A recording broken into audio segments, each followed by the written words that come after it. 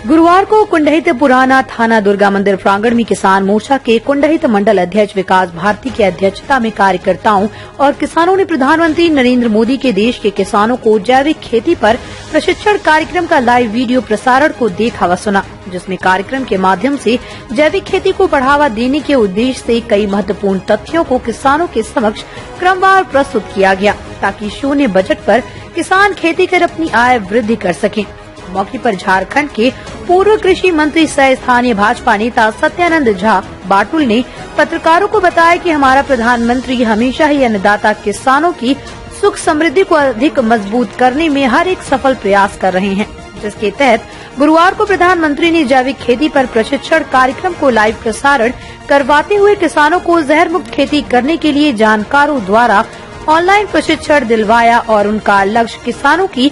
आमदनी को दुगनी करना है। उर्वरक कीटनाशक का उपयोग बंद करके खेत और फसल की गुणवत्ता को बढ़ाना और पर्यावरण को स्वच्छ बनाना है, जिससे कि राष्ट्र कृषि क्षेत्र में विश्व में एक मिसाल कायम कर सके, विश्व गुरु बन सके। मौके पर भाजपा नेत्री बिथिका झा, जिला मीडिया सह प्रभारी कुंदन गोस्वामी, मंडल अध्यक्ष सजल दास, राजू राय, परिमल, अजय रविदास, मन शांति बागदर, मुन्ना रवानी, अन्न गोपाल मंडल, गौतम बावरी, सुशील सोरेन, गुड्डू बादिकर, चंदन बादिकर, बामदेव, धीवर आदि उपस्थित थे। किसान मोर्चा के माध्यम से जो कार्यक्रम हुआ है, उसमें भारत के यशस्वी प्रधानमंत्री मोदी जी ने जैविक खेती को बढ़ावा देने के लिए हम सब किसानों को प्रेरित किया है। जैविक खेती से बहुत बड़ा लाभ है, उसमें ज़मीन की उर्वरा शक्ति नहीं घटती है,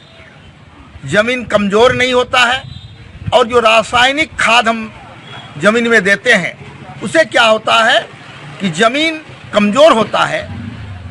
और उसकी उर्वरा शक्ति घट जाती है। धीरे धीरे ऐसा होता है कि ज़मीन खंडहर बनने की स्थिति में हो जाता है, और जैविक खेती के द्वारा कभी भी ज़मीन खराब नहीं हो सकता, उसका फसल खराब नहीं हो सकता। इसलिए जैविक खेती के कई प्रकार हैं। हम केंचुओं के द्वारा, सड़े हुए पत्ते के द्वारा, गोबर के द्वारा जैविक खेती का उत्पादन कर सकते हैं और इसको बढ़ावा दे सकते हैं। इसमें खर्च भी नहीं है। रासायनिक खर्च में किसानों को रासायनिक खाद खरीदने में खर्च लगता है और ज़मीन भी बर्बाद होता है। इसलिए आज हमने प्रधानमंत्री के माध्यम से इस बात का ज्ञान प्राप्त किया है कि जैविक खेती को हमें बढ़ाना है और ज़मीन के उपज को बढ़ाना है, ताकि देश आत्मनिर्भर हो सके। आज हम सभी भारत के यशस्वी प्रधानमंत्री श्री मोदी जी का अभिभाषण सुने और जो केंद्रीय कृषि मंत्रालय के द्वारा प्रशिक्षक के रूप में किसानों को जैविक खेती की ओर ले जाने के क्रम में जो प्रशिक्षण दिया जा रहा है, लाइव के माध्यम से हम सभी आज कुंडहित प्रखंड और कुंडहित मंडल के किसान मोर्चा के अध्यक्ष विकास भारती जी की अध्यक्षता में लाइव प्रसारण सुन रहे हैं, जिसमें जो टेक्नीशियन स्टाफ, जो एक्सपर्ट हैं,